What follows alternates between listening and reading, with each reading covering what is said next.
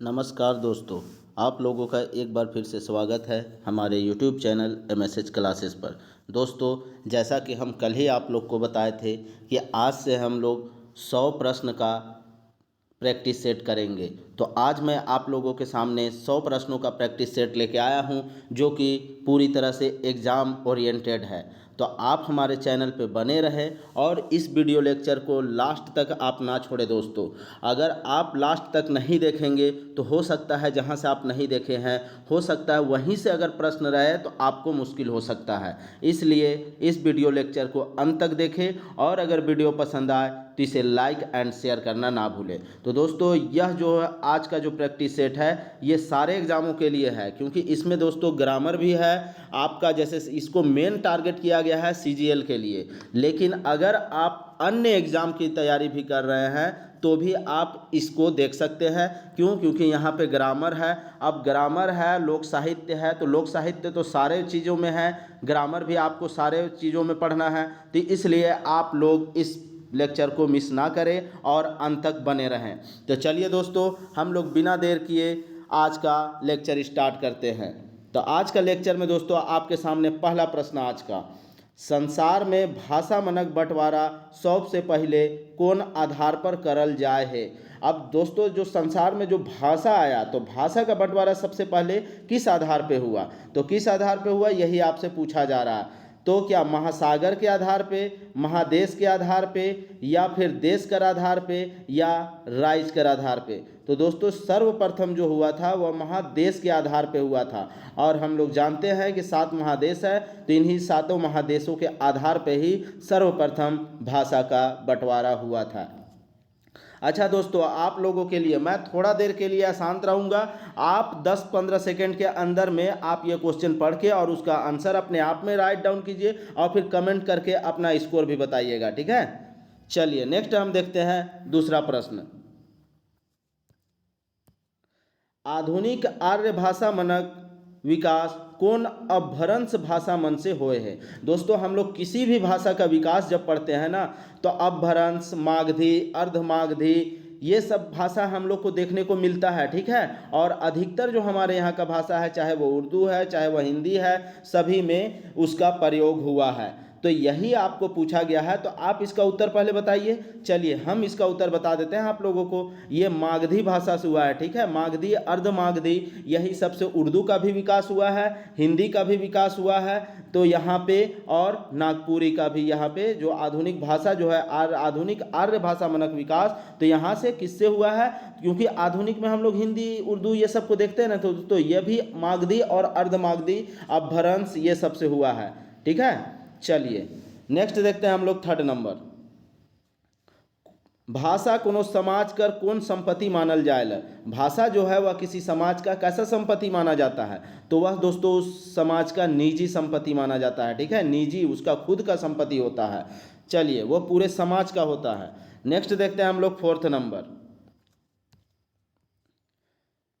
कौन कौन साहित्यिक भाग के हृदय गान, कौन लोक साहित्यिक भाग के हृदय गान मानल जाएला।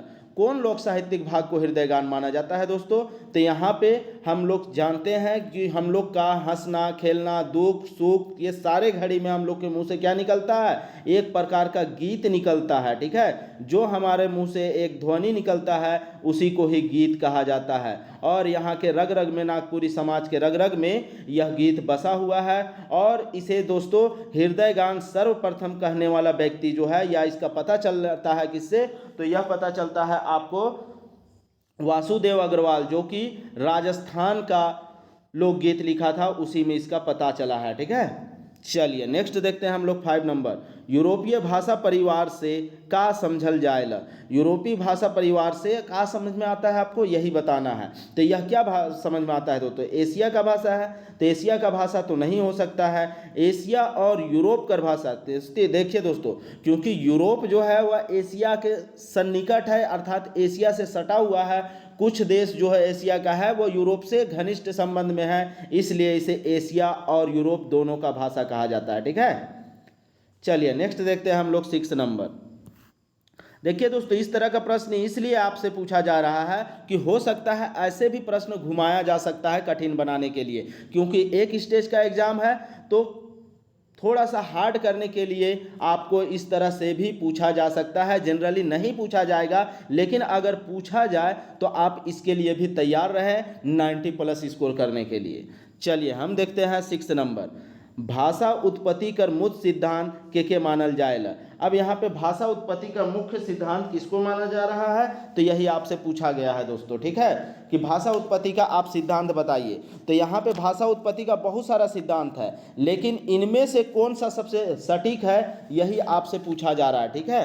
तो आपको बताना है इसका आंसर कि क्या होगा। चलिए आप लोग को मौका दे रहे हैं, इसका बताइए कि क्या होगा। तो देखिए दोस्तों, चलिए आप लोग नहीं बता पा रहे हैं तो कोई बात नहीं, आज आप लोग देख लीजिए, ये होगा दैवीय उत्पत्ति सिद्धांत को सबसे प्रमुख सिद्धांत माना जाता है। भाषा का उत्पत्ति का सिद्धांत तो बहुत सारा है, विकासवादी सिद्धांत है, संगीत सिद्धांत है, संपर्क सिद्धांत है, आधुनिक भाषा मनक इतिहास का सिद्धांत है, असभ्य जाति मनक भाषा का सिद्धांत है। तो ये बहुत सारा सिद्धांत है, धातु सिद्धांत है, अनुकरण सिद्धांत है। तो ये सब बहुत सारा सिद्धांत है, लेकिन उनमें से सबसे मूल सिद्धांत ना, सबसे प्रमुख सिद्धांत जो माना गया है वह दैवीय उत्पत्ति का। भाषा की उत्पत्ति कौन किया, तो देवों के द्वारा किया गया, अर्थात भगवान के द्वारा किया गया, ठीक है, ऐसा माना जाता है। चलिए नेक्स्ट हम लोग देखते हैं 7 नंबर,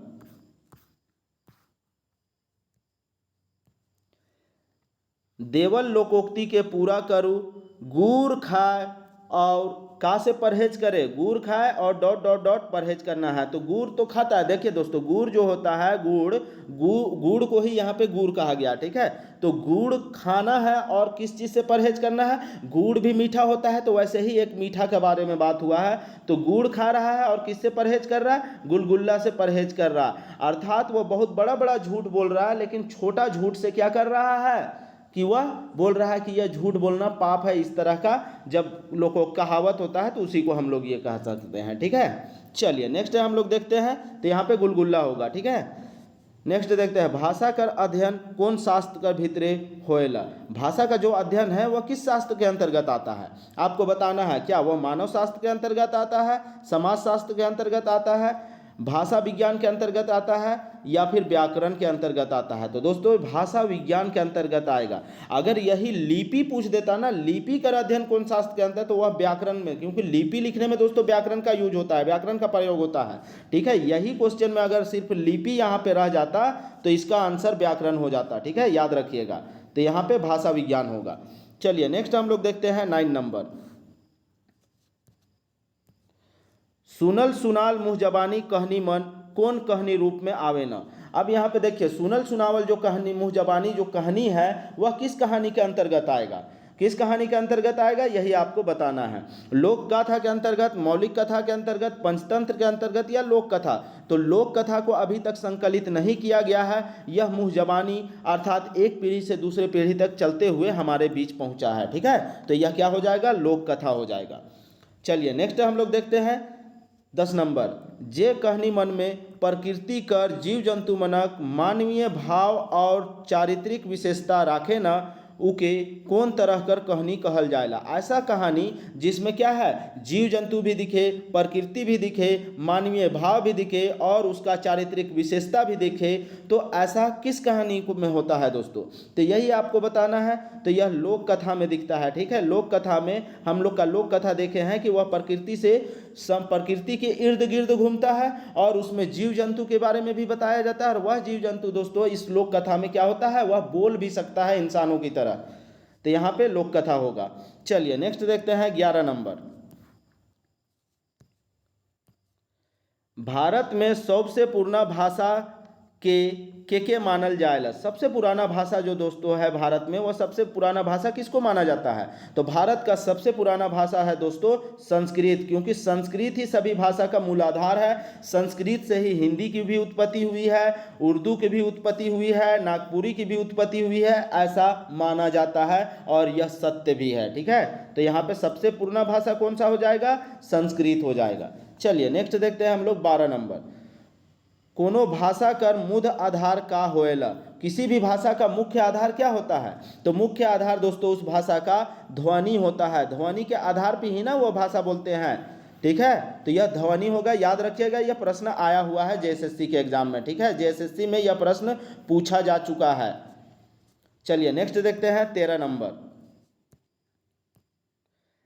देवल लोकोक्ति कर माने बताओ, गछे कटहर ओठे तेल। दोस्तों इसका अर्थ हम लोग कल ही देख चुके हैं। ठीक है, कल ही देख चुके हैं। अभी गछ में ही क्या है, कटहल अभी पेड़ पे ही लटका हुआ है और हम अपने होठ पे तेल लगा रहे हैं, अर्थात अभी हमको वो चीज़ मिला भी नहीं है। बेउम्मीद कर उम्मीद करे। ठीक है, अभी मेरे पास उम्मीद का कोई किरण भी नहीं है, तब भी हम उम्मीद जगाए हुए हैं। तो इसी को हम लोग क्या कहते हैं कि गछे कटहर ओठे तेल। तो यहाँ पे ये स्टूडेंटों के लिए काफ़ी प्रासंगिक है दोस्तों। कैसे कि हम लोग को देखिए कि तैयारी कैसे करना होता, फॉर्म आता भी नहीं है और हम लोग उम्मीद में बैठ कर तैयारी करते रहते हैं कि हो सकता है कि वैकेंसी आ जाए और हम लोग उसमें क्या हो जाए, सिलेक्ट हो जाए, कह के हम लोग उम्मीद करते हैं। तो यह स्टूडेंटों के लिए यह जो लोकोक्ति है यह क्या होगा, प्रासंगिक होगा। चलिए नेक्स्ट देखते हैं 14 नंबर। भाषा कर काम होएला। भाषा का क्या काम होता है? यह भाषा का काम आपको बताना है। देखे के लिए, बोले के लिए या देखे के लिए। पहला है लिखे के लिए। ठीक है, लिखने के लिए भाषा का काम होता है या फिर बोलने का काम होता है या देखे के लिए काम होता है। तो देखने के लिए तो भाषा का काम ही नहीं होगा।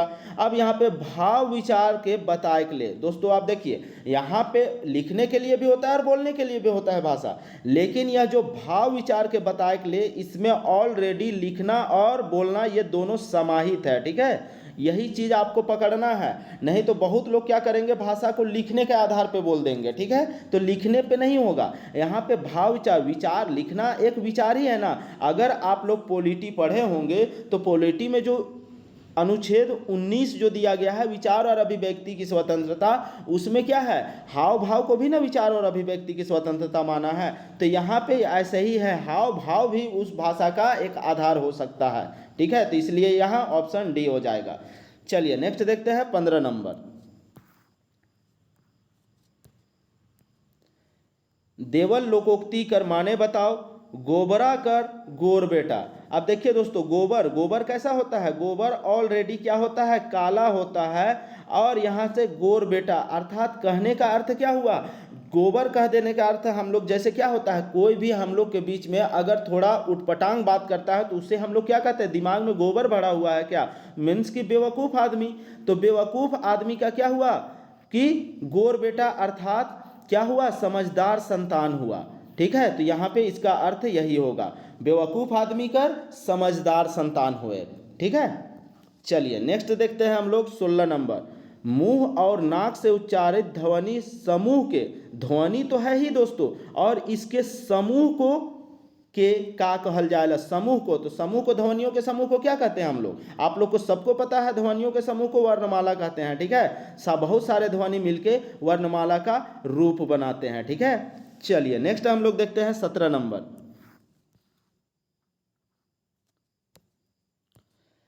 हरिनी रानी के जेहल से लाने के लिए राजा का लखे हुआ तक पहुँचे ना। ठीक है, जब हरिनी, वन हरिनी रानी जो होती है वह जेहल में कैद होती है, अपना बेटा से जब मिलने आती है और वह जब कैद हो जाती है, कैद कर लिया जाता है, अर्थात जेहल में उसको रखा जाता है, तो उसको लेने के लिए, महल तक लाने के लिए राजा कैसे जाता है, तो यही आपसे पूछा गया है। तो दोस्तों महल लाने के लिए राजा क्या होता है, बाजा गाजा के साथ, पूरे इज्जत के साथ उसे महल तक लाता है। ठीक है, तो यहाँ पे ये आंसर हो जाएगा। चलिए नेक्स्ट देखते हैं हम लोग 18 नंबर।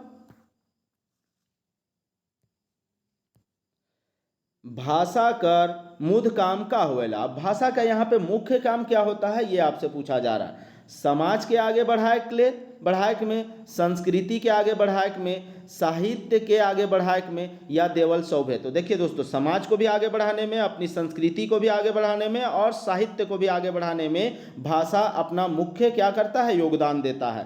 तो यहाँ पे इस प्रश्न का सही उत्तर ऑप्शन डी हो जाएगा। चलिए नेक्स्ट देखते हैं 19 नंबर। आर्यवर्त कर भाषा मन के का कहल जाएला। अब जो आर्यों का भाषा था उसको क्या कहा, कहा जाता है। तो दोस्तों आर्यों का भाषा को हम लोग क्या कहेंगे, भारतकर भाषा, ठीक है, क्योंकि आर्यों का आगमन भारत में हुआ और आर्यों का भारत का ही भाषा हुआ था, इसलिए यहाँ पे भारत का भाषा जो है वह अधिकतर आर्य भाषा है, इसलिए यहाँ पे भारत का भाषा कहेंगे, ठीक है। चलिए नेक्स्ट हम लोग देखते हैं 20 नंबर। बोली भाषा में मुध अंतर का होवेला। बोली और भाषा में मुख्य अंतर क्या होता है ये आपसे पूछा गया है। तो बोली क्या होता है, बोली कैसो ही आप बोल सकते हैं, लेकिन भाषा को एक दायरे तक बोलना होता है, ठीक है, भाषा सीमित होता है। तो यहाँ पे इसका क्या होता है दोस्तों, व्यवहार में अंतर होता है ना, व्यवहार, ठीक है, आप उसको व्यवहार में कैसे बोलते हैं, क्योंकि भाषा का रूप कहीं कहीं पे बोली में परिवर्तित हो जाता है, इसलिए इसे व्यवहार के अंतर्गत हम लोग रखेंगे, ठीक है। चलिए नेक्स्ट हम लोग देखते हैं 21 नंबर।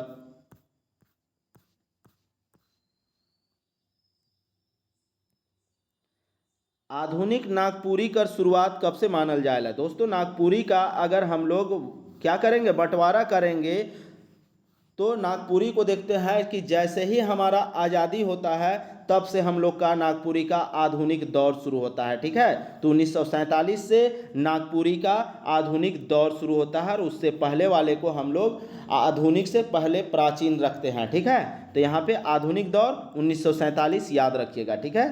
चलिए नेक्स्ट हम लोग देखते हैं 22 नंबर।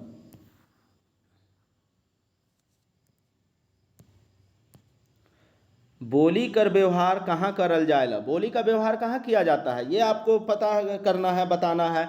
आम जिंदगी में, तो आम जिंदगी में दोस्तों हम लोग एक दूसरे से बातचीत तो करते ही रहते हैं, तो यहाँ तो ये तो सही हो ही जाएगा। देखिए लोक साहित्य में, तो लोक साहित्य में दोस्तों हम लोग तो देखते हैं बोली होता ही है, वहाँ क्या है, पर्यावरण में से संबंधित जैसे जीव जंतु भी वहाँ बात करते हैं, तो यह भी सही हो जाएगा। घर परिवार में, तो क्या घर परिवार में आपस में हम लोग बात नहीं करते हैं, बात करते हैं, तो यहाँ पे इस प्रश्न का उत्तर क्या हो जाएगा, सौभे हो जाएगा, ठीक है। तो बोली का व्यवहार इन सारे जगहों पे किया जाता है। चलिए नेक्स्ट देखते हैं 23 नंबर। आर्य भाषा परिवार का संबंध कौन भाषा परिवार से आहे। आर्य भाषा का भाषा परिवार का संबंध जो है वह किस भाषा परिवार से है दोस्तों, यही आपको बताना है, ठीक है। तो यह किस भाषा परिवार से है दोस्तों, तो यह यूरोपीय भाषा परिवार से संबंधित रखता है, ठीक है, याद रखिएगा इसको। आर्य भाषा जो है वह यूरोपीय से, यूरोपियनों का आगमन हमारे हमारे यहाँ हुआ था, और हम लोग बोलते हैं ना कि आर्यों का आगमन हमारे यहाँ हुआ, और अधिकतर वे लोग क्या हुआ, भाषा को लेके आए और इसी से हमारी भाषा का उत्पत्ति हुआ, ठीक है। तो यह यूरोपीय भाषा परिवार से संबंधित है। चलिए नेक्स्ट देखते हैं 24 नंबर। छोटा नागपुर कर पूर्णा भाषा कर रूप में कौन आर्य भाषा आहे। छोटा नागपुर का जो पूर्णा भाषा है उसमें सबसे पूर्णा आर्य भाषा कौन है ये आपको पूछा जा रहा है, ठीक है। तो आपको बताना है, तो कौन सा है दोस्तों, तो सदानी, क्योंकि सदानी यहाँ का सबसे पुराना है दोस्तों, ठीक है। छोटा नागपुर में बसने वाले सबसे पुराना अगर कोई है तो वह सदान है, और सदान का भाषा सदानी होता है, तो इसलिए इसे सदानी कहा गया है, छोटा नागपुर का सदानी, ठीक है। चलिए नेक्स्ट देखते हैं। झारखंड में कै ठो भाषा परिवार कर भाषा मन आहे। अब झारखंड में आपको बताना है कै ठो भाषा परिवार का भाषा यहाँ पे विद्यमान है, तो यहाँ पे 3 ठो भाषा परिवार है, ठीक है दोस्तों, 3 ठो भाषा परिवार यहाँ देखने को मिलता है। नेक्स्ट वीडियो लेक्चर में आपको पता चल जाएगा कि वह 3 ठो भाषा परिवार कौन कौन सा है, ठीक है। अभी आप लोग टेंशन मत लीजिए, अगर आप लोग हो सकता है तो थोड़ा दिमाग लगाइए, दिमाग में जोर लगाइएगा, उसके बाद जब इसका आंसर पता चलेगा तो आपको याद रहेगा, भूलिएगा नहीं, इसलिए अभी नहीं बता रहा हूँ। चलिए नेक्स्ट देखते हैं हम लोग 26 नंबर। इंडो जर्मन भाषा परिवार के कहल जाएगा। अब इंडो जर्मन तो क्या है दोस्तों, यहाँ जर्मनी की बात हुई है। जर्मनी कौन सा देश है, किस कॉन्टिनेंट का देश है, किस महादेश का देश है, तो दोस्तों यहाँ पे यूरोपियन देश है, ठीक है। तो यह यूरोपियन भाषा परिवार का होगा संबंध, ठीक है। यहाँ से यूरोपियन भाषा परिवार का ही एक यह इंडो जर्मन भाषा है, ठीक है। चलिए नेक्स्ट देखते हैं हम लोग 27 नंबर। जे आदमी काव्य रचना करेला उके कौन नाम से जानल जाएला। जो भी इंसान काव्य रचना करता है उसको किस नाम से जानते हैं, तो उसे दोस्तों कवि जानते हैं, कवि के नाम से जानते हैं, ठीक है, कवि। चलिए नेक्स्ट देखते हैं, आगे क्लियर हो जाएगा इसका उत्तर, ठीक है। आगे इस तरह के और भी प्रश्न आए हैं, वहाँ पे क्लियर किया जाएगा। 28 नंबर, नागपुरी कर भौगोलिक क्षेत्र कहाँ कहाँ आहे। अब देखिए दोस्तों, नागपुरी का भौगोलिक क्षेत्र पूछा है, ना कि झारखंड का। याद रखिएगा, यहाँ पे नागपुरी कह देने का अर्थ बहुत लोग यहाँ झारखंड ले लेंगे, लेकिन यह झारखंड नहीं है। मेन से नागपुरी का भौगोलिक क्षेत्र, नागपुरी भाषा का भौगोलिक क्षेत्र, तो जहाँ जहाँ नागपुरी का प्रयोग होता है उसको उसका भौगोलिक क्षेत्र मानेंगे। तो कहाँ कहाँ होता है, तो ये आपको बताना है। देखिए, उड़ीसा में तो होता है, उड़ीसा का अधिकतर क्षेत्र में होता है, पश्चिम बंगाल में भी होता है, छत्तीसगढ़ का भी सुरगुजा इलाका में होता है, पूरा छोटा नागपुर में तो होता ही है, और असम के चाय बागान में भी तो होता है। तो इस तरह से इसका क्या उत्तर हो जाएगा, ऑप्शन डी सभी, इन सारे जगहों पे। जो देखिए दोस्तों, उड़ीसा का क्योंझर है, बंगाल का जो इधर मिदनापुर वगैरह है, इसमें नागपुरी भाषा धड़ल्ले से ही प्रयोग होता है, ठीक है। तो इसलिए यह नागपुरी का क्या होगा, भौगोलिक क्षेत्र के अंतर्गत आएगा। चलिए नेक्स्ट देखते हैं 29 नंबर, देवल कहावत के पूरा करो, खाली डॉट डॉट डॉट शैतान का घा। खाली जो क्या है, खाली दिमाग जो है कि समय है, बताइए आप लोग। खाली महल दिमाग गत्तर बारी, तो क्या होगा, खाली दिमाग जो होता है, अर्थात आप खाली समय में कुछ भी नहीं कीजिएगा, तो जो खाली दिमाग होता है, यहाँ दिमाग के जगह में समय होता तो वो और बेहतर होता, ठीक है। तो यहाँ पे खाली दिमाग जो है वह किसका घर होता है, उसमें शैतान बस जाता है और आपसे गलत गलत काम करवाता है, ठीक है। चलिए नेक्स्ट देखते हैं 30 नंबर, नागवंशी मनक राजभाषा कर रूप में कौन भाषा गौरव पाई चुक है। नागपुरी लोग, नागवंशियों लोग का भाषा कौन था दोस्तों, आप लोग को बताना है। नागपुरी का भाषा, ये नागवंशियों का भाषा, तो नागवंशियों का भाषा क्या था, तो नागपुरी था, ठीक है। याद रखना है आपको, नागवंशियों ने ही नागपुरी को क्या किया, राजभाषा बनाया, और उसे इस मुकाम तक पहुंचाने का श्रेय उन्हीं लोग को जाता है। चलिए नेक्स्ट देखते हैं 31 नंबर, तोर बिना शीर्षक रचना कर काव्य विद्या।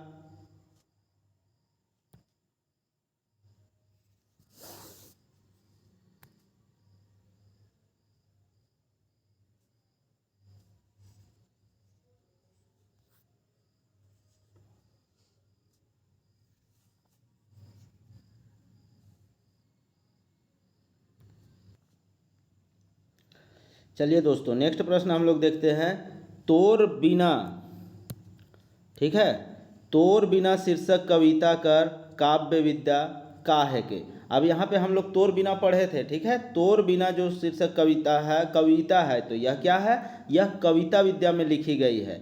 हम लोग इसको जानते हैं कि यह कविता था, ठीक है। चलिए नेक्स्ट हम लोग देखते हैं, बनकेवरा भाग 1 में काली कुमार सुमन कर लागिन जाए ना, का लागिन जाए ना।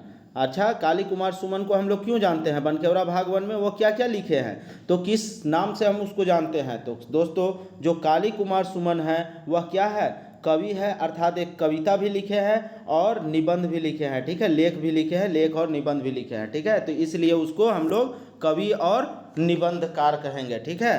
तो काली कुमार सुमन क्या लिखे हैं, तो आप लोग को पता है ना क्या क्या लिखे हैं। तो काली कुमार सुमन एक लेख लिखे हैं, अमर सेनानी शेख भिखारी, ठीक है, और एक कविता भी लिखे हैं। क्या कविता लिखे हैं, विकट समस्या लिखे हैं। तो इसलिए इसे कवि, कविता लिखने के वजह से कवि, और यहाँ पे लेख लिखने के वजह से, लेख और निबंध लिखने के वजह से इसे निबंधकार कहा गया है, ठीक है। चलिए नेक्स्ट हम लोग देखते हैं 33 नंबर,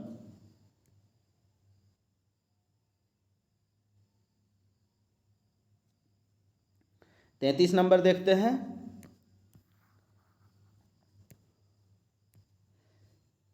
देवल कहावत कर माने बताओ, गुहार ढुकाए के पोच काटे। अर्थात गुहार का मतलब क्या हुआ दोस्तों, यहाँ पे उसको अपने क्या है, अपने विश्वास में ले लेना और उसके बाद उसके साथ धोखा करना, तो उसको हम लोग क्या कहेंगे, विश्वासघात करे, ठीक है। विश्वासघात करे का अर्थ ही होता है कि उसे गुहार ढुकाए के पोंछ काटे, ठीक है। अर्थात अपने उसको अपने भरोसा में ले लेना और फिर उसका भरोसा तोड़ देना। चलिए नेक्स्ट हम लोग देखते हैं 34 नंबर, तिनकौड़ी साहूकर कौन कहानी बनकेवरा भाग 1 में छप है। अब यहाँ पे बताना है दोस्तों, तिनकौड़ी साहू का कौन सा कहानी जो है वह बनकेवरा भाग 1 में आपको देखने को मिला है। तो क्या सुंदर मिला है, इंजोत मिला है, सुंदरी मिला है, या बाझली और छुटली? तो यहाँ पे देखिए बनकेवरा भाग वन में तो एक ही कहानी यहाँ से हम लोग को पता चल रहा है, वह सुंदर है। ठीक है, पूरन वाला कहानी जो है वह सुंदर, तो यहाँ से आप लोग पकड़ सकते हैं। चलिए नेक्स्ट हम लोग देखते हैं 35 नंबर। 35 नंबर आपको बताना है, बनकेवरा भाग वन में पंचम साहू कौन रचना ले जानल जायला। जो पंचम साहू है वह बनकेवरा में ऐसा क्या रचना किया है जिसके नाम से उसको हम लोग जानते हैं? तो आपको बताना है पंचम साहू क्या लिखे हैं, सुख कर बंगला, दुख कर बंगला, बंगला कर सुख, या घर कर सुख। तो दोस्तों बंगला का सुख बताया। ठीक है, बंगला का सुख कहानी जो है वह किसके द्वारा लिखी गई है? तो पंचम साहू के द्वारा एक बेहतरीन कहानी लिखी गई है। ठीक है, चलिए नेक्स्ट हम लोग देखते हैं 36 नंबर। बनकेवरा भाग वन कर कौन कहानी में हेठे देवल संवाद आहे। दादा हम तोर गाड़ी में काम करब, हमके पैसा मत देवे, सिर्फ खाना खियाए देवे। ऐसा किस कहानी में हुआ है? बनकेवरा भाग वन का ही एक कहानी है और किसी कहानी में एक किरदार के द्वारा यह बात कही जाती है। तो आपको बताना है कि यह किस कहानी में है। तो दोस्तों सुंदर में है। सुंदर जो होता है वह कहता है जब वह घर से निकल जाता है, घर से भाग जाता है, तो उसके बाद वह काम करने लगता है, कंडक्टरी का काम करता है। तो वही बस कंडक्टर को जाके बोलता है कि हमें बस में काम करने दो, मैं पैसा नहीं लूँगा, सिर्फ क्या करूँगा, खाना खाऊँगा और यहाँ रहूँगा बस। चलिए नेक्स्ट देखते हैं 37 नंबर। बनकेवरा भाग वन कर कौन कहानी में भौजी कर जमा पूंजी बताल जाए है, जमा पूंजी संबंध के कर से आए है। यहाँ पे जमा पूंजी दोस्तों, भौजी का जमा पूंजी किसी कहानी में आया है ना, तो यही कहानी में आपको बताया गया है कि वह कौन कहानी में है जिसमें बताया गया है कि भौजी का जमा पूंजी भी है। तो किस कहानी में दोस्तों? जखम में। जखम में जब वह ट्रेन में जाने लगता है और जो ट्रेन का जो कवि होता है तो वही कहता है कि वही जो उसका देवर होता है वो देवर उसका जमा पूंजी जो दतवन और पत्ता वो बेचती है तो वही उसका जमा पूंजी वो मानता है। ठीक है, तो यहाँ पे आंसर क्या हो जाएगा? बी, जखम। चलिए नेक्स्ट देखते हैं 38 नंबर। बनकेवरा भाग वन में गद्य साहित्य का रूप में पहिल रचना कौन है के। अब यहाँ पे देखिए सो दोस्तों, गद्य साहित्य कर रूप में पहिल रचना कौन है के, तो यहाँ पे गद्य साहित्य के रूप में आपको बताना है। ठीक है, गद्य साहित्य के रूप में पहला रचना कौन सा है? तो यहाँ पे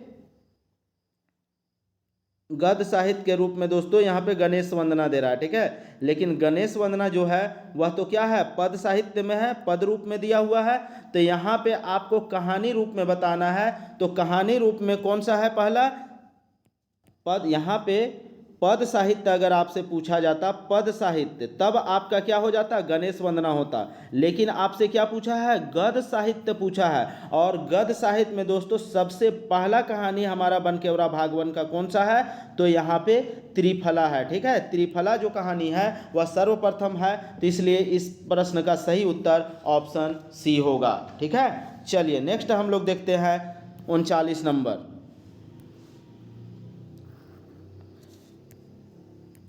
श्रवण कुमार गोस्वामी नागपुरी भाषा के का नाम दे रहा है। नागपुरी भाषा के श्रवण कुमार गोस्वामी के द्वारा क्या नाम दिया गया था दोस्तों? तो दिक्कू काजी नाम दिया गया था। ठीक है, दिक्कू काजी। अब दिक्कू काजी सर्वप्रथम किसने नाम दिया था? तो दोस्तों मुंडाओं ने नाम दिया था। ठीक है, सर्वप्रथम मुंडाओं ने दिक्कू काजी कहा था। किसको? नागपुरी भाषा को। नागपुरी भाषा को कहा था क्योंकि यह आर्यों का भाषा था और आर्यों के भाषा होने के कारण मुंडाओं ने इसे सर्वप्रथम दिक्कू काजी कहा था। चलिए नेक्स्ट हम लोग देखते हैं 40 नंबर। सदान मनक मातृभाषा के का कहल जाएला। सदान मनक मातृभाषा को क्या कहा जाता है दोस्तों? यही आपको बताना है। ठीक है, तो सदान जो होता है वह सदान का जो भाषा है वह सदानी होता है। ठीक है, यह पहले भी प्रश्न आ चुका है तो आपको यहाँ गलत नहीं करना है। चलिए नेक्स्ट हम लोग देखते हैं 41 नंबर। सहनी उपेंद्र पाल नहन है। ठीक है दोस्तों, नहर नहीं है, नहन है। ठीक है, थोड़ा सा प्रिंटिंग मिस्टेक है। नहन कर गद भाग में कौन रचना बनकेवरा भाग वन में संकलित है। अब आपको बताना है यहाँ पे। ठीक है, कि सहनी उपेंद्र पाल नहन का कौन सा ऐसा जो गद भाग में एक कहानी दिया गया है, और वह कहानी क्या है दोस्तों? जाम डायर है। ठीक है, जिसमें छुटनी और रत्नी के बारे में, बुधनी और रत्नी के बारे में बताया गया है। ठीक है, तो यहाँ पे जामडायर होगा। चलिए नेक्स्ट हम लोग देखते हैं 42 नंबर। झारखंड राज्य में नागपुरी कौन रूप में स्वीकार करल जाए है। देखिए दोस्तों, मिसलेनियस टाइप का 4 से 5 क्वेश्चन रहेगा, 5 प्लस क्वेश्चन भी रह सकता है लेकिन 10 से कम रहेगा। और मिसलेनियस, तो यह मिसलेनियस क्वेश्चन है, ठीक है। यह झारखंड के भूगोल, इतिहास या उसकी संस्कृति से संबंधित कुछ और प्रश्न रहेंगे। इसको मिसलेनियस प्रश्न बोला जाता है, मिसलेनियस क्वेश्चन कहा जाता है। तो इस तरह के क्वेश्चन आपको रहेंगे एग्जाम में। तो यहाँ पे झारखंड राज्य में नागपुरी कौन भाषा में स्वीकार कर गया है, तो द्वितीय राजभाषा के रूप में स्वीकार किया गया है, ठीक है दोस्तों। पहली राजभाषा कौन है झारखंड की, तो हिंदी है, ठीक है। और नागपुरी जो है इसकी द्वितीय राजभाषा है। नेक्स्ट देखते हैं 43 नंबर। नहन उपनाम से कौन रचनाकार जानल जाएला। तो नहन किस का उपनाम है दोस्तों, तो सहनी उपेंद्र पाल का उपनाम नहन है, ठीक है, सहनी उपेंद्र पाल का। चलिए नेक्स्ट देखते हैं हम लोग 44 नंबर। नीमतिता नामक शीर्षक कौन साहित्यिक विद्या रूप में बनकेवरा भाग 1 में संकलित है। नीमतिता क्या है दोस्तों, तो नीमतिता एक कहानी है, ठीक है। नीमतिता जिसमें क्या होता है, जिसमें आईएएस बनती है लड़की, ठीक है, संध्या जो है वह आईएएस बनती है। चलिए नेक्स्ट देखते हैं 45 नंबर। बनकेवरा भाग 1 में मधुसूदन दुबे काले जानल जाएला। अच्छा, इसका कुछ रचना होगा। तो यह क्या चीज़ लिखा है दोस्तों, तो यह क्या किस लिए जाना जाता है, तो यह क्या है दोस्तों आपको बताना है।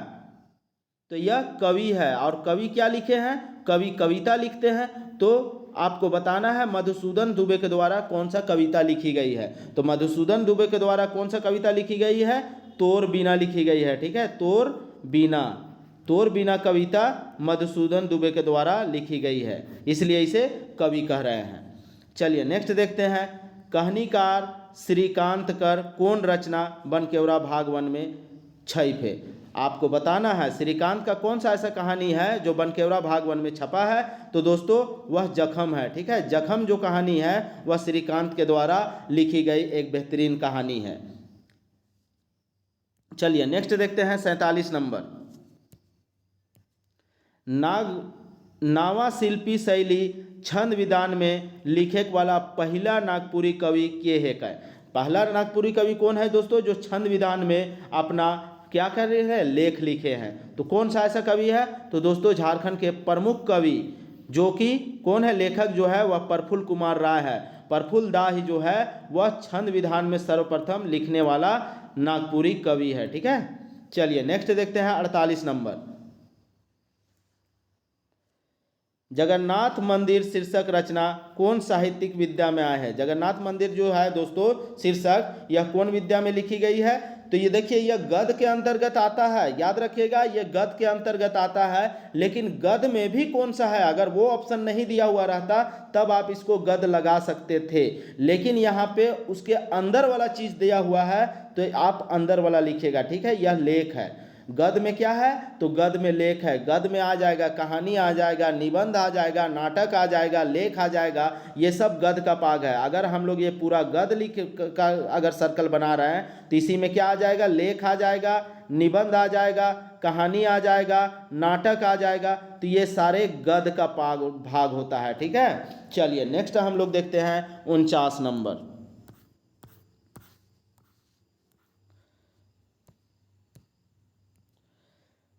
अलिखित गीत परंपरा जे हमरे बीच सालों साल से चलते आवत है उके कौन लोक साहित्य भाग में राखल जाएला। कौन साहित्य भाग में, जो अलिखित गीत है जो दोस्तों जो कि सालों साल से है और वह लिखा हुआ नहीं है और हमारे बीच आया है, तो उसको हम लोग किस नाम से जानते हैं, तो दोस्तों इसे हम लोग लोकगीत के नाम से जानते हैं, ठीक है। या एक पीढ़ी से दूसरी पीढ़ी तक चलते हुए हमारे बीच मुँह जबानी पहुँचा है। चलिए नेक्स्ट देखते हैं 50 नंबर। श्री मदन मोहन मंदिर बोड़िया शीर्षक रचना कौन साहित्यिक विद्या में है। अब यहाँ पे मदन मोहन मंदिर जो बोड़िया का लिखा गया है एक शीर्षक है, तो यह किस विद्या में लिखा गया है आपसे पूछा गया है। तो किस विद्या में है दोस्तों, तो यह भी एक लेख है, ठीक है। यह भी एक लेख है जो कि मदन मोहन मंदिर के बारे में आपको डिटेल से बताया है इस लेख में। चलिए नेक्स्ट देखते हैं 51 नंबर। हमर देश का राष्ट्रभाषा के के मानल जाएला। हमारा देश का जो राष्ट्रभाषा है वह किसे माना जाता है? तो किसे माना जाता है हमारा राष्ट्रभाषा दोस्तों? तो हमारा राष्ट्रभाषा जो है वह हिंदी है। ठीक है, हिंदी को हमारा राष्ट्रभाषा का दर्जा मिला हुआ है। चलिए नेक्स्ट देखते हैं हम लोग 52 नंबर।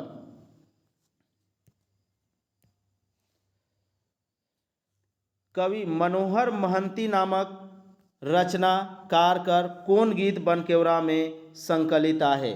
अब देखिए यहाँ मनोहर महंती के द्वारा एक रचना जो बनकेवरा भाग 1 में संकलित है, तो यह रचना का नाम बताना है। तो क्या है दोस्तों? तो मायकर दुलार जो एक कविता है वह मनोहर महंती के द्वारा लिखी गई है। इसका हम लोग माँ याद करने का क्या बताए थे? माँ का जो दुलार होता है वह सबसे मनोहर लगता है। ठीक है, मनोहर, तो इसी से मनोहर महंती आपको याद रखना है। चलिए नेक्स्ट देखते हैं हम लोग 53 नंबर।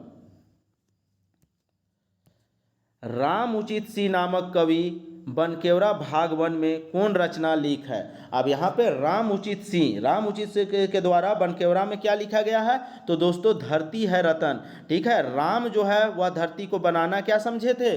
उचित समझे थे। ऐसे यहीं से याद करना है आपको लिंक लगा के। राम भगवान जो है इस धरती को बनाना उचित समझे थे, इसीलिए इस धरती को बनाए थे। तो ऐसे लिंक लगा के आपको याद करना है। चलिए नेक्स्ट हम लोग देखते हैं 54 नंबर। गोविंद शरण लोहार कर रचना बनकेवरा में कौन राग में प्रस्तुत है? अब देखिए दोस्तों यहाँ पे गोविंद शरण जो है लोहार जो है वह क्या लिखे थे बनकेवरा में? उसका कौन सा रचना है? तो दोस्तों वह एक कविता लिखे हैं। ठीक है, कविता में वह क्या लिखे हैं? कोराम्बे वासुदेव लिखे हैं, कोराम्बे वासुदेव। ठीक है, यहाँ वासुदेव भगवान दिख रहा है, तो यहाँ पे गोविंद भगवान के शरण में हम लोग को जाना है। तो यहाँ से हम लोग लिंक लगा के उस कविता को याद किए थे।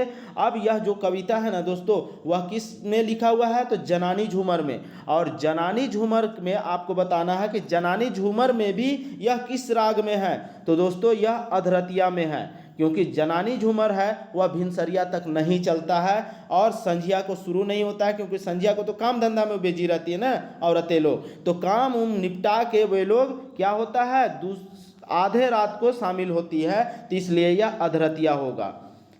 याद रखना है आपको। इतना डिटेल से आप लोग को एक्सप्लेन कर दे रहे हैं, आप लोग इससे आसानी से याद कर सकते हैं। चलिए नेक्स्ट देखते हैं 55 नंबर। कौन नागपुरी लोक कथा में बहिन साग तोड़े जायला? यहाँ पे साग तोड़ने की बात हुई है। ठीक है, तो यहाँ पे साग तोड़ने की बात हुई है। अब ऑप्शन देखते हैं क्या है। एक बहन 7 भाई, तो ऐसा तो कोई कहानी आया ही नहीं है। भाई बहन एक कहानी आया है। ठीक है, लेकिन बनकेवरा में हम लोग को भाई बहन आया ही नहीं है। अंगना में एक कहानी आया है। ठीक है, अंगना में आया है, लेकिन अंगना में क्या है? 7 भाई और एक बहन आया है। लेकिन उसमें दोस्तों बहन साग तोड़ने नहीं जाती है, साग घर में रहता है, उसको क्या करती है? चीरती है, काटने लगती है और फिर वो कटा जाती है। तो यहाँ पे यह दिख रहा है, लेकिन इसमें हम लोग क्या साग तोड़े की बात हुआ है, तो इसका आंसर क्या हो जाएगा दोस्तों? छोटकी बोहरिया हो जाएगा। ठीक है, छोटकी बोहरिया हो जाएगा, याद रखिएगा, छोटकी बोहरिया। ठीक है, छोटकी बोहरिया में जो छोटकी बोहरिया होती है वही साग तोड़ के लाती है और साग के साथ साथ क्या दाल उल भी बना देती है। तो यहाँ पे इस प्रश्न का सही उत्तर ऑप्शन में नहीं दिया हुआ है, छोटकी बोहरिया होगा। चलिए नेक्स्ट हम लोग देखते हैं 56 नंबर। कौन नागपुरी लोक कथा में बहिन कर हाथ कटाए जाएला? कौन सा ऐसा नागपुरी लोक कथा है जिसमें बहन का हाथ कटा जाता है? तो 7 भाई एक बहन में जो बहन जो है वह साग जब चीरने लगती है, साग जब काटने लगती है तो उसका हाथ कट जाता है। चलिए सी होगा इसका ऑप्शन। नेक्स्ट देखते हैं हम लोग 57 नंबर। कौन नागपुरी लोक कथा में लहू पोछे कर बात कहनी में आवे ना? कौन सा लोक कथा में दोस्तों? तो 7 भाई एक बहन में आता है, याद रखना है, 7 भाई एक बहन में आता है। कौन नागपुरी लोक कथा में राजकुमार सब विद्या कर जानकार रहेला? सब विद्या का जानकार कौन कहानी में रहता है दोस्तों? तो आपको बताना है। तो यह तिरिया चरित्र में रहता है। तिरिया चरित्र में जो होता है राजकुमार वह सारे विद्या को जानता है, लेकिन जब उसका ब्याह हो जाता है तो उसकी जो क्या होती है पत्नी जो होती है वो बोलती है राउरे सिर्फ एक विद्या के नहीं जानी, और वह है तिरिया चरित्र। और तिरिया चरित्र का अर्थ क्या होता है? औरतों का चरित्र के बारे में आपको पता नहीं है। ठीक है, तिरिया मतलब औरत और उसका चरित्र मतलब चरित्र। चलिए नेक्स्ट देखते हैं हम लोग 59 नंबर।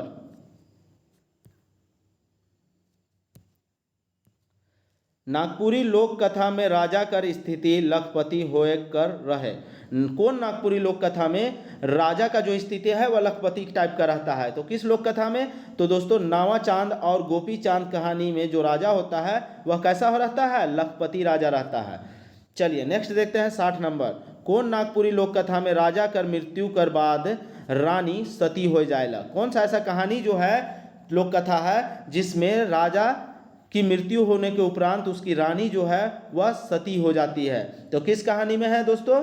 तो यह आपको बताना है। तो यह नावा चांद और गोपी चांद में है। ठीक है, जब गोपी चांद की जो बीवी होती है, जब वह गोपी चांद मर जाता है तो उसकी बीवी भी क्या हो जाती है? सती हो जाती है। लेकिन शिव और पार्वती के कृपा से फिर वह दोनों उसी जंगल में अखंड वन में वो लोग फिर से जीवित हो जाते हैं और वहीं पे महल भी बन जाता है, फिर हंसी खुशी वहीं पे जीने लगते हैं। ठीक है, चलिए नेक्स्ट हम लोग देखते हैं 61 नंबर। कौन नागपुरी लोक कथा में राक्षस कर आतंक से राजा और प्रजा परेशान रहे ना? तो कौन सा ऐसा कहानी है जिसमें राजा और प्रजा दोनों परेशान रहता है और किससे? राक्षस के प्रकोप से। तो यहाँ पे नावा चांद और गोपी चांद में। ठीक है, और यही दोनों भाई मिलके उस राक्षस को मार देते हैं, नाक काट लेते हैं, कान काट लेते हैं। ठीक है, वो सब निकाल लेते हैं, अंगुली वगैरह भी काट लेते हैं। चलिए नेक्स्ट देखते हैं हम लोग 62 नंबर। कौन नागपुरी लोक कथा में राजा कर 7 बेटा कर जानकारी मिलेला? कौन सा ऐसा कहानी है, लोक कथा है जिसमें राजा का कितना बेटा होता है? 7 बेटा होता है। तो दोस्तों छोटकी बोहरिया जो कहानी है उसमें राजा का 7 बेटा होता है। यहाँ पे देखिए 7 बहन 1 भाई कहानी दिया हो, तो वो तो हम लोग को पढ़ना ही नहीं है। तिरिया चरित्र में तो 2 ही के बारे में बात ही हुआ है। ठीक है, तो यहाँ पे छोटकी बोहरिया एक कहानी बच रहा है, लोक कथा बच रहा है, तो यही इसका उत्तर होगा। चलिए नेक्स्ट देखते हैं 63 नंबर। छोटकी बोहरिया कहानी में राजा कै ठो बेटा कर बियाह करवाए न? कै ठो राजा जो है वह कै ठो बेटा का बियाह करवाता है? तो दोस्तों 7 बेटा का ना करवा देता है। तो यहाँ पे उत्तर हो जाएगा बी। चलिए नेक्स्ट देखते हैं 64 नंबर। छोटकी बोहरिया कहानी में रांधेक बांटे के लिए कै झन घर में रहत रहें? रांधेक बांटे अर्थात खाना बनाना और उसको परोसना, उसके लिए कितने लोग घर में रहते थे? कै ठो बोहरिया रहती थी? तो दोस्तों 1 जन ही रहती थी। ठीक है, बारी बारी से सभी लोग भूती करने जाते थे और एक जो बीबी होती थी, एक बहू, वही घर में क्या करना? रांधना और पकाने का काम करती थी। चलिए नेक्स्ट देखते हैं हम लोग 65 नंबर।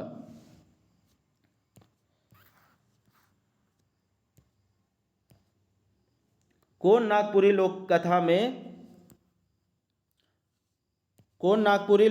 में पीटर शांति नौरंगी संकलित कैर है कहानी ईसन झूठा की बात ईसन मीठा? कौन सा ऐसा कहानी में ऐसा नागपुरी पीटर शांति नौरंगी के द्वारा ऐसा कहा गया है, कहानी ईसन झूठा की बात ईसन मीठा? कहानी ऐसा झूठा किसी चीज़ को नहीं देखे हैं और बात जैसा मीठा आज तक कोई भी चीज़ नहीं मिला है। तो कौन सा कहानी में? तो बनहरनी कर बेटा में। ठीक है, बनहरनी के बेटा में ऐसा बात आया है। चलिए नेक्स्ट देखते हैं 66 नंबर। लोक कथा के कौन कौन नाम से हमरे बीच जानल जाएला? लोक कथा को किस किस नाम से हम लोग जानते हैं, यही पूछा गया है। तो लोक कहानी के नाम से तो जानते ही है। ग्राम कथा तो ग्राम कथा के भी नाम से जानते हैं। नानी कहनी तो नानी के कहनी के भी नाम से जानते हैं। तो यहाँ पे देवल सौभे इसका उत्तर होगा। ठीक है, चलिए नेक्स्ट देखते हैं हम लोग 67 नंबर। भाषा शब्द में कौन धातु जुड़ल है? भाषा शब्द में कौन सा ऐसा धातु जुड़ा हुआ है दोस्तों? तो भाषा शब्द में भास धातु जुड़ा हुआ है। ठीक है, भास धातु, इसी से हमारा भाषा बना है। चलिए नेक्स्ट देखते हैं हम लोग 68 नंबर।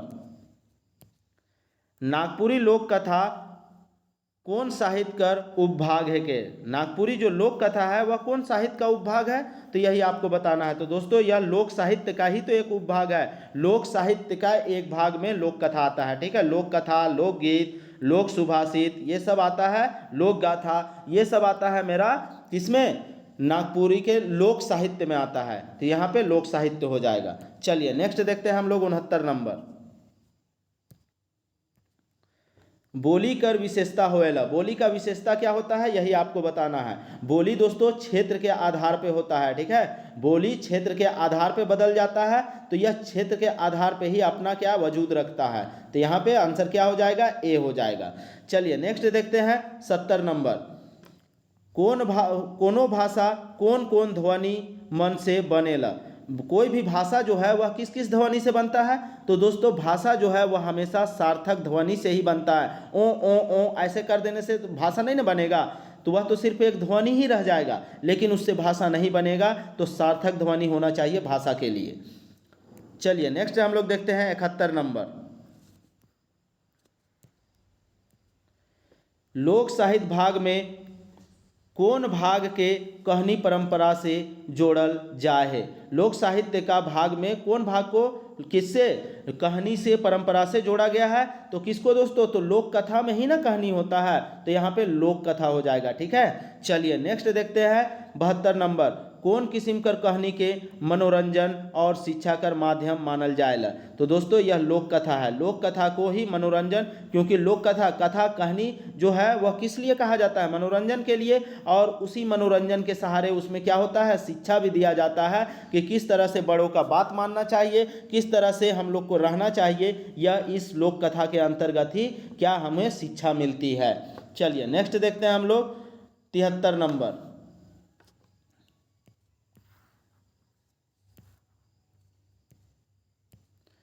अलिखित परंपरा में जे कहानी मन हमरे बीच चलते आवत है, उके कौन नाम से जानल जाएला।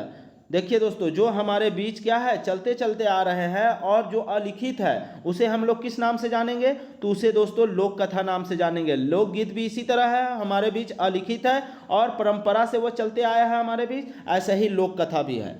चलिए नेक्स्ट देखते हैं 74 नंबर। नागपुरी लोक साहित्य कर सबसे बड़ भाग के मानल जाएला। दोस्तों यहाँ पे कंफर्म किसी को नहीं कह सकते। देखिए ऑप्शन क्या है, लोक कथा है, लोक सुभाषित है, लोक गाथा है। अब इन सब में सबसे बड़ा कौन है यह कहना मुश्किल है, ठीक है। लोक कथा भी हो सकता है। अब देखिए लोक कथा, अगर हम लोग इस लोक कथा को देखेंगे तो लोक कथा में जगह जगह पे लोक गाथा ऑलरेडी समाहित है, ठीक है। और लोक सुभाषित हम लोग को तो देखते ही हैं, लोक सुभाषित का भी बहुत बड़ा क्षेत्र है, तो इसलिए यहाँ पे कहना मुश्किल है। इसलिए इन तीनों में से किसी को नहीं माना गया है, ठीक है। चलिए नेक्स्ट हम लोग देखते हैं 75 नंबर।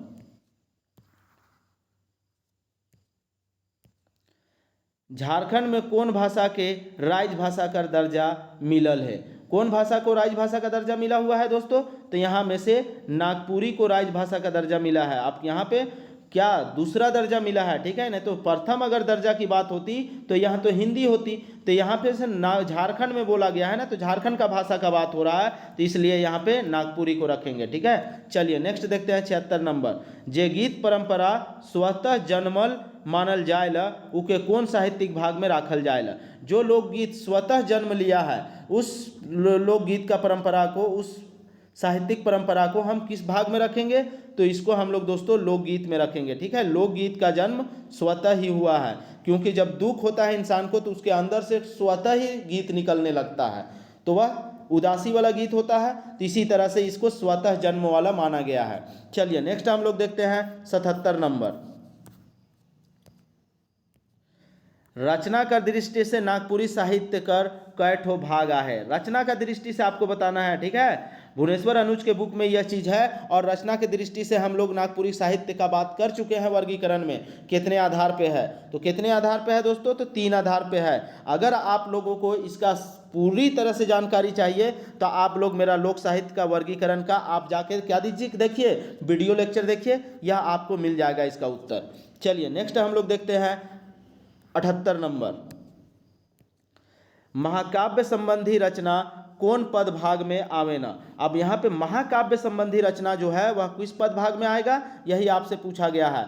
तो महाकाव्य जो दोस्तों होता है दोस्तों, वह प्रबंध काव्य में आएगा, ठीक है। प्रबंध काव्य में आएगा, याद रखना है प्रबंध, क्योंकि वहाँ पे हर एक चीज़ का प्रबंध किया हुआ होता है महाकाव्य में, और सुनियोजित तरीके से उसे क्या होता है, काव्य किया जाता है, रचना किया जाता है। चलिए नेक्स्ट देखते हैं 79 नंबर।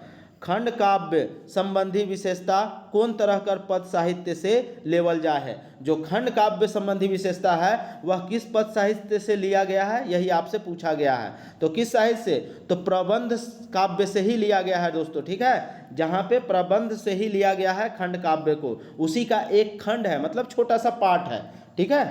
चलिए नेक्स्ट देखते हैं 80 नंबर। गीत संबंधी रचनात्मक विद्या कौन पद साहित्य भाग में आवेला। अब यहाँ पे गीत संबंधी रचना जो है वह किस पद भाग में आएगा, तो यही आपको बताना है। तो किस में आएगा, स्फुट काव्य में आएगा दोस्तों, ठीक है, स्फुट काव्य में आएगा। यह आपको नया प्रश्न मिल रहा होगा, लेकिन इसे कुछ नया प्रश्न मिलेगा, उसे याद कर लीजिएगा, क्योंकि हो सकता है इस तरह के प्रश्न भी एक दो मिल जाए आपसे। चलिए नेक्स्ट देखते हैं 81 नंबर। सामान्य रूप से पद साहित्य के कई भाग में बांटल जाए है। अब यहाँ पद साहित्य को जो है वह कितना भाग में बांटा गया है, तो 2 भाग में बांटा गया है पद साहित्य को, याद रखना है आपको। चलिए नेक्स्ट देखते हैं 82 नंबर। बनकेवरा भाग 1 में कौन कवि सोना ना रूपा भेल नामक रचना के लिख है। कौन सा ऐसा कवि है जो सोना ना रूपा भेल नामक कविता को लिखे हैं, तो कौन लिखे हैं दोस्तों, तो आपको यही बताना है। पार्थ नंद तिवारी के द्वारा यह कविता लिखी गई है, सोना ना रूपा भेल, ठीक है। चलिए नेक्स्ट देखते हैं हम लोग 83 नंबर। अलौकिक कहानी कर नाम से कौन कहानी मन के जानल जाएला। अलौकिक कहानी के नाम से ऐसा कौन सा कहानी है जिसको हम लोग जानते हैं, तो किस कहानी को जानते हैं दोस्तों, तो लोक कथा को जानते हैं। लोक कथा को ही अलौकिक कहानी, जिसमें कि किसी तरह का श्रृंगार किया हुआ नहीं रहता है, उसी को हम लोग अलौकिक कहते हैं, ठीक है। चलिए नेक्स्ट हम लोग देखते हैं 84 नंबर। बनकेवरा भाग 1 कर कौन कहानी में पूरन पर दुख कर पहाड़ टूटेला। तो पूरन किस कहानी का किरदार है दोस्तों, तो पूरन जो है वह सुंदर कहानी का एक किरदार है, ठीक है। सुंदर का जो पिता होता है वह पूरन होता है। चलिए नेक्स्ट देखते हैं। जे नारी चाहे स्त्री पद रचना करेला उके का कहल जाएला। अब जो भी नारी है, स्त्री है, वह एक पद रचना करता है, उसको हम लोग क्या कहेंगे, कवित्री कहेंगे। और जो जेंट्स होता है, पुरुष होता है, वो करता है तो उसको क्या कहते हैं, कवि कहते हैं। तो स्त्री को हम लोग क्या कहेंगे, कवित्री ना कहेंगे। चलिए नेक्स्ट देखते हैं 86 नंबर। त्रिफला नामक शीर्षक कौन विद्या में हमरे बीच आहे। त्रिफला नामक शीर्षक जो एक कहानी है दोस्तों, जो कि बनकेवरा का सबसे प्रथम कहानी है, तो यह किस विद्या में है, तो यह कहानी न है, यह कहानी है, ठीक है। पद साहित्य में कैठो विद्या काव्य रचना लागिन व्यवहार होएला। अब यहाँ पे पद साहित्य में कैठो विद्या लागिन हम लोग को रचना का व्यवहार होता है, यही आपको बताना है। तो कितना होता है दोस्तों, तो 4 होता है, ठीक है। यह भी आपको पहली बार ऐसा प्रश्न मिला होगा, लेकिन टेंशन नहीं लेना है। ऐसा ही आपको बहुत सारा प्रश्नों का एक जखीरा देंगे, जिससे से हो सकता है 2-4 प्रश्न रहेगा, ठीक है। हम नहीं बोल रहे कि बहुत ज़्यादा रहेगा, लेकिन 2-4 प्रश्न ऐसा रह सकता है। इसलिए हम सिर्फ 90 प्लस का 100 नहीं क्वेश्चन कर रहे हैं दोस्तों, इसलिए हम लोग 90 ही का स्कोर हम लोग बता रहे हैं आपको। चलिए नेक्स्ट देखते हैं हम लोग 88 नंबर। पद चाहे काव्य रचना करे लागिन केकर जरूरत सबसे पहले पड़ेला। पद या काव्य रचना अगर हम लोग कर रहे हैं तो सबसे पहले किसकी ज़रूरत पड़ती है, तो सबसे पहले दोस्तों उसके छंद की ज़रूरत पड़ती है, ठीक है। जब भी अगर पद में या काव्य में हम छंद डालेंगे तभी उसकी क्या होती है, खूबसूरती बढ़ जाती है।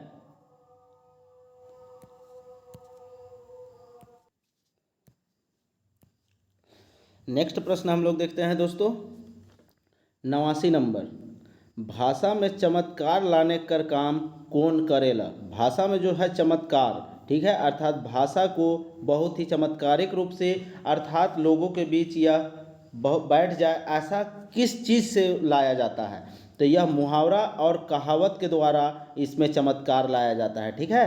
मुहावरा और कहावत के द्वारा, भुजबल के द्वारा नहीं, लोकगीत के द्वारा नहीं, ध्वनि के द्वारा नहीं, कहावत और मुहावरा के द्वारा इसमें जीवंत लाया जाता है। चलिए 90 नंबर देखते हैं।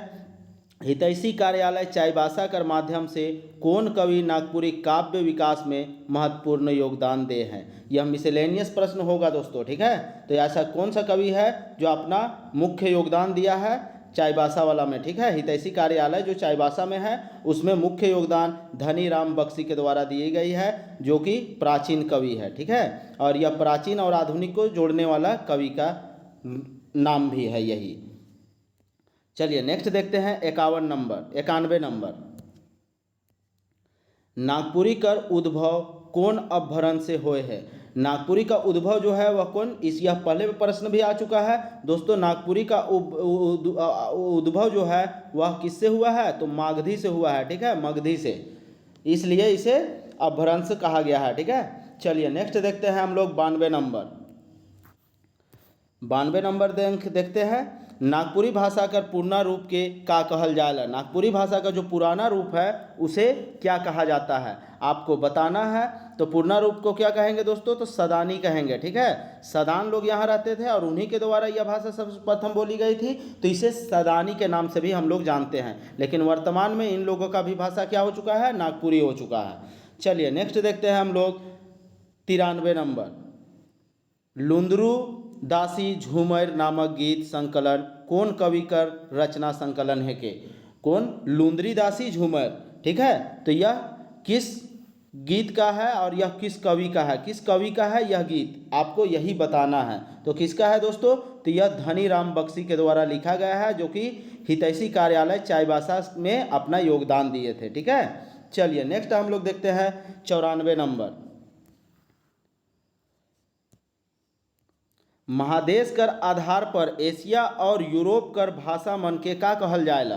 तो हम लोग तो इंडो जर्मन पहले ही देख चुके थे, और उसके साथ ही इंडो जर्मन के साथ ही इसे इंडो केल्टिक भी कहा जाता है, ठीक है। तो इस आधार पे ऑप्शन सी हो जाएगा, ए और बी दुयो। चलिए नेक्स्ट देखते हैं हम लोग 95 नंबर। नागपुरी भाषा में कौन भाषा का प्रभाव सबसे बगरा पड़ है। नागपुरी में आपको बताना है, नागपुरी जो एक भाषा है इसमें कौन सा भाषा का सबसे ज़्यादा प्रभाव आपको देखने को मिलता है, तो दोस्तों संस्कृत का, क्योंकि संस्कृत से ही तो नागपुरी का उद्भव हुआ है, तो इसलिए संस्कृत का प्रभाव सबसे ज़्यादा पड़ा है नागपुरी में। चलिए नेक्स्ट देखते हैं 96 नंबर। हमरे कर समाज में जे अलिखित गीत परंपरा आहे उके लोक साहित्य कर कौन भाग में राखल जाएला। लोक साहित्य का कौन सा भाग में रहेगा दोस्तों, तो लोक साहित्य का कौन सा भाग में, तो लोक गीत में ही हम लोग किसको रखेंगे, इस गीत को रखेंगे जो कि अलिखित है, ठीक है, और एक पीढ़ी से दूसरे पीढ़ी तक चल के हमारे बीच आया है, उसे हम लोग लोकगीत के अंतर्गत रखेंगे। चलिए नेक्स्ट देखते हैं 97 नंबर।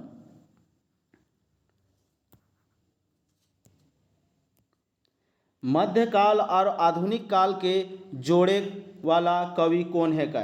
मध्यकाल और आधुनिक काल को जोड़ने वाला कवि कौन है, हम लोग पहले ही चर्चा कर चुके हैं, धनी राम बख्शी है, जो कहाँ काम करते थे, चाईबासा में, हितैषी कार्यालय में, ठीक है। चलिए नेक्स्ट देखते हैं 98 नंबर। भाषा का व्यवहार एक समाज में होएला काल है कि। अब यहाँ पे भाषा का व्यवहार जो होता है वह समाज में होता है, समाज में क्यों होता है, तो यही आपको बताना है इसका उत्तर। तो समाज में इस भाषा का प्रयोग से क्या होता है, अनैत जाइत मनक कारण, आदर माइन कर कारण, अनबन कर कारण, आपसी समझ कर कारण। आपसी समझ के कारण ही इस भाषा का व्यवहार हमारे समाज में होता है, ठीक है। इसी भाषा से लोग एक दूसरे के हाव भाव को समझते हैं, बात को समझते हैं और एक दूसरे का काम आते हैं और मिल के रहते हैं, ठीक है। चलिए नेक्स्ट देखते हैं 99 नंबर।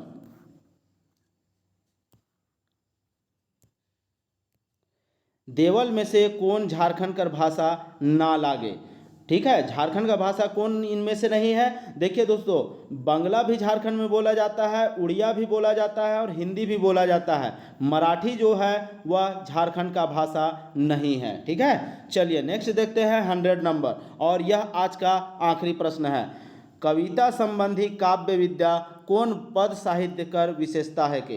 कविता संबंधी जो काव्य है वह किस पद विद्या साहित्य का भाग है, तो किसका है दोस्तों, हम लोग पहले ही देख चुके थे। कविता जो है वह स्फुट काव्य के अंतर्गत आता है, ठीक है। स्फुट काव्य के अंतर्गत यह कविता को लिखा जाता है और कविता जो होता है वह पद भाग में लिखा जाता है, ठीक है। तो इस तरह से हम लोग 100 प्रश्नों का प्रश्न उत्तर लाए हैं दोस्तों, प्रैक्टिस सेट लाए हैं। इसी तरह आप हमारे चैनल के माध्यम से बने रहें और आपको पूरी तरह से नागपुरी का तैयारी कराया जाएगा।